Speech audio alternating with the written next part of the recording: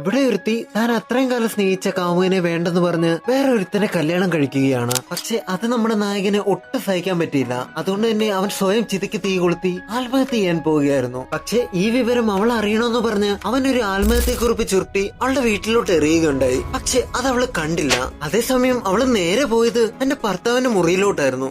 അപ്പോഴാണ് ഒരു മാരക ട്വിസ്റ്റ് സംഭവിക്കുന്നത്. അതായത് അവളുടെ ഹസ്ബൻഡ് ഒരു ഗേ ആയിരുന്നു. എന്തായാലും അവൾ ഇത് കണ്ടെന്ന് മനസ്സിലാക്കിയ ആ ഭർത്താവ് ഇതിനൊക്കെ തന്നെയായിരുന്നു നിന്നെ പോലെ ഒരു പെൺകുട്ടിയെ ഞാൻ കല്യാണം കഴിച്ചെന്നൊക്കെ പറഞ്ഞ് അവളെ ചവിട്ടി കൊല്ലാൻ പോവുകയാണ്. പക്ഷെ അവള് മരിച്ചിട്ടില്ലായിരുന്നു. അങ്ങനെ അവൻ മരിക്കാൻ പോകുന്ന വിവരം അറിഞ്ഞ അവൾ നേരെ അവന്റെ അടുത്തോട്ട് ഓടി ചെല്ലുകയാണ്. പക്ഷെ അവന്റെ മുമ്പിൽ വെച്ച് അവൾ ബോധം കെട്ട് വീഴുകയാണ്. അതേ സമയത്ത് അവൻ ചെന്ന് നോക്കിയപ്പോഴത്തേനും അവളുടെ ഹൃദയം ഒന്നും ഇടിക്കുന്നില്ല. അതുകൊണ്ട് തന്നെ അവളില്ലാത്ത ലോകത്ത് ഒട്ടും ജീവിക്കണ്ടെന്ന് പറഞ്ഞ് അവൻ അവളെയും കൂട്ടി ഒരുമിച്ച് ചിതയ്ക്ക് തീ കൊളുത്താൻ പോവുകയാണ്. പക്ഷെ അപ്പോഴാണ് വീണ്ടും ആ മാരക ട്വിസ്റ്റ് സംഭവിക്കുന്നത്. അതായത് അവൾക്ക് വീണ്ടും ജീവൻ വരികയാണ്. അങ്ങനെ അവർ രണ്ടുപേരോട് ഒന്നിക്കുന്നത് കാണിച്ച് ഈ പടം ഇവിടെ അവസാനിക്കുകയാണ്.